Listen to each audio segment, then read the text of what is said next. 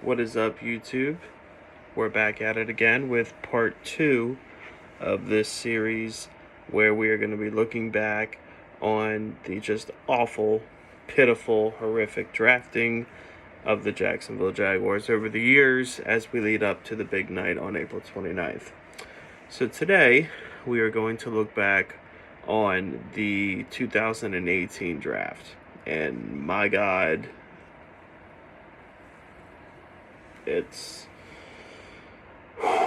I got PTSD.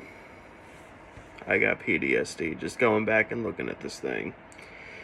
So let's talk about it. Well, the thumbnail that I'm going to use for this video will probably trigger every Jaguar fan in existence, and you will know what I'm talking about, obviously, when you see it. Taven Bryan, man. Taven Bryan with the 29th pick in the first round of that draft. And I remember that night. I was at Buffalo Wild Wings with my family, having a good time, me and the fellas. You know, eating some wings, having some burgers, hanging out, having a good time. And, you know, I wasn't too stressed about the draft because the Jags had just had their first good season and God knows how long. And I'm like, you know what? Dallas Goedert at 29. That's my guy. Will Hernandez, because AJ Cann's butt. Will Hernandez would be a good guy to kick in to help Fournette and to protect Blake Bortles. Yeah, that's what we're going to do. And instead, Tom Coughlin thought it would be a good idea to pick Taven Bryan, defensive tackle out of Florida. You know what? Forget what I just said, those two guys that I just said. We picked this dude over Lamar Jackson. Okay? Now, in the end, it'll end up not being so bad because we're going to get Trevor Lawrence. However, we picked this man over an NFL MVP. And I can't with Taven Bryan.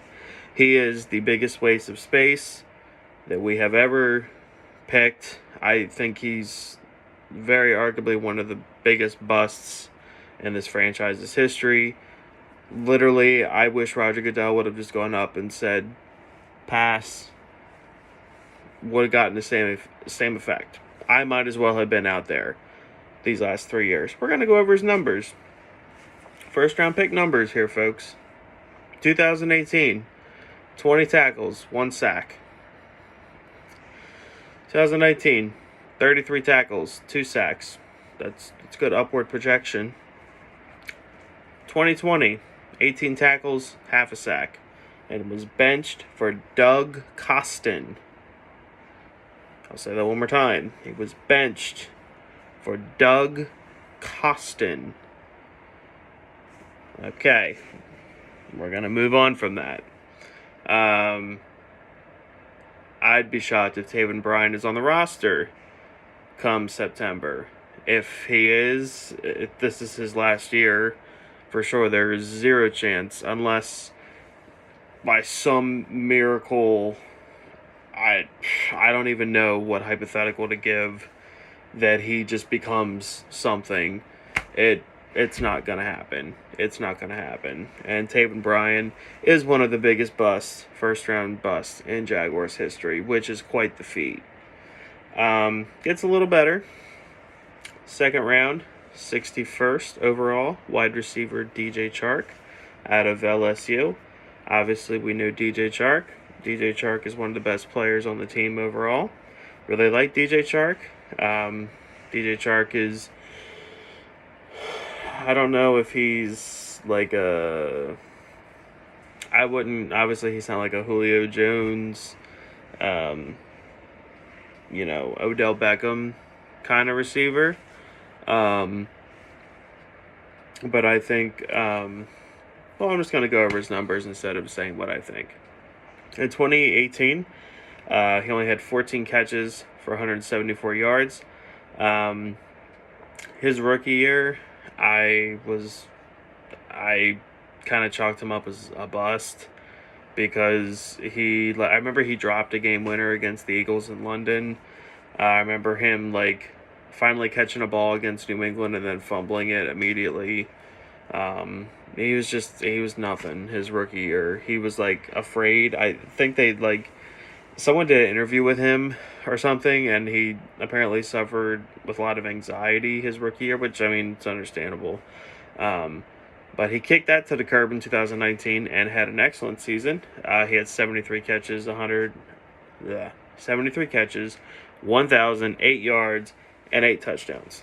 So obviously much better, showed what he could be. And that year, Nick Foles happened, and Gardner Minshew played passably his rookie year. So you kind of showed, even with somewhat okay quarterback play, what DJ Chark could be. This year, 53 catches, 760 yards, and 5 touchdowns. But quarterback play was piss poor. You couldn't have expected him to really do anything. Gardner Minshew regressed immensely. And Mike Glennon is an abomination to the National Football League. So, there you go. And Jake Luton he's a 6th-round pick from, I don't even know where we drafted him from. Who cares? So, DJ Chark, I think, in the end, he'll definitely get a second contract. I'd be shocked if he doesn't get a second contract with us. Especially with Trevor Lawrence coming in here. I think, barring some kind of terrible injury, I would almost guarantee that he'll break 1,000 yards this season. Probably have between 8 or 10 touchdowns this year, with Trevor throwing him the ball. So I would say that, good pick. For once, good pick. In the 3rd round of that year, 93rd overall, we drafted Ronnie Harrison, safety out of Alabama. Now, I like this pick at first. I thought his rookie year, he flashed a lot. I really liked him his rookie year. Thought he was pretty solid in 2019 too, outside of his stupid penalties. But unfortunately, he every time I even talk about this, I get so angry. Part of the whole, and you Jaguar fans know this, the great purge that followed Jalen Ramsey of anyone who was worth anything on this defense. Pretty much anyone who was butt buddies with Jalen Ramsey got cut or traded. And Ronnie Harrison, unfortunately, fell under this category. And after 2 solid seasons with the Jaguars, we shipped him off to Cleveland for a measly 5th-round pick. No, I'm not sure exactly what he did with Cleveland. I don't follow the Browns, obviously. And I am kind of the mentality where once you're not this anymore, I don't care what you're doing. Jalen Ramsey, I used to worship that guy, and now I could care less what he does. I don't want to see him. I don't want to know what he's doing, really. I hate it that he's not a Jaguar. I hate how things happen.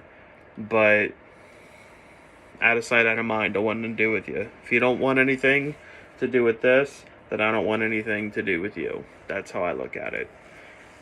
In the 4th round of that year, 129th overall, we drafted tackle Will Richardson out of North Carolina State, and he's been nothing but a swing tackle. I think he may have started 1 game at left tackle, and I believe that was Minshew's first start 2 seasons ago in Houston, and he almost got Minshew killed, from what I remember. Not a whole lot to say. He's still on the roster, but just a guy at the end of the day. I've heard people say he's more of a guard than a tackle, but he's just a guy. Oh, God. In the 6th round, we didn't have a 5th-round pick this year. In the 6th round that year, 203rd overall, was quarterback Tanner Lee out of Nebraska. And he never played for us. Never played. He was in some preseason games, threw a lot of picks, fumbled a lot of balls from what I vaguely remembered. Didn't have any balls. He fumbled them. And he was awful and never played in a regular season game for the Jags. And I don't even know what he's doing now. Didn't care to research that because I don't care. You don't care. The point is, it's a wasted pick. And we had 2 7th-round picks that year, number 230 and 247. 230 was Leon Jacobs, a linebacker out of Wisconsin. And Leon Jacobs, he's still on the roster now. He's pretty much just been a rotational, more of a special teams guy than anything, which is kind of like a rotational backup linebacker. I believe he's a weak side. No, I think he's a strong side linebacker. I'm pretty sure. He has 66 tackles in his career, 5 tackles for losses, 2 sacks, and he has started 12 games. I have here in my notes. He has started 12 games. So, just a guy. Just kind of, which, I mean, for a 7th-round pick, I'm not complaining. I mean, I've seen him more than once noticeably contribute on special teams, which, in the 7th round, that's really all you can ask. And then listen, Jaguar fans, I'm going to have a heart-to-heart with you right now. If you made it this far in the video, and if you're not already, soul-crushed and depressed thinking back to how this team is drafted, I'm about to make you even more sad. Because the second best player in this draft class for us is the punter. It's the freaking punter. Logan Cook, punter out of Mississippi State. And he's one of the few Jaguar picks that has earned a second contract. Now, if that doesn't make you want to go and cry somewhere, it makes me want to go and cry somewhere. Things are going to change, though, guys. They're going to change. I feel it. They're going to change. But yeah, Logan Cook, 247th overall out of Mississippi State. He's okay. I mean, him and Josh Lambo are a pretty good special teams unit, I would say. It's a punter. What can I say? At the end of the day, it's a punter. But he earned a second contract, so it's a successful pick. So when you look back at Tom Coughlin's work, his glorious, magnificent work, his second time around in Jacksonville, he pretty much caused Jalen Ramsey to leave, and a whole bunch of other players, like Dante Fowler couldn't get out of here fast enough, really, because of Tom Coughlin, and he produced this glorious whatever this is. All right, guys. That one hurt. That was harder to get through than the 2017 one. And the 2019 one, which is a little better, that'll be next week. And then the 2021, and then before you guys know it, April 29th will be here for the draft. And it's going to be great. I'm hoping not like these drafts that I'm going over, because I'm hoping that Urban, Trent Baalke can just push it in a totally new direction. But we'll find out. All right, if you're watching to this point still, I hope you enjoyed it as much as you possibly could with all the depressing things I just read off. Hit the like button, hit subscribe, and go Jags.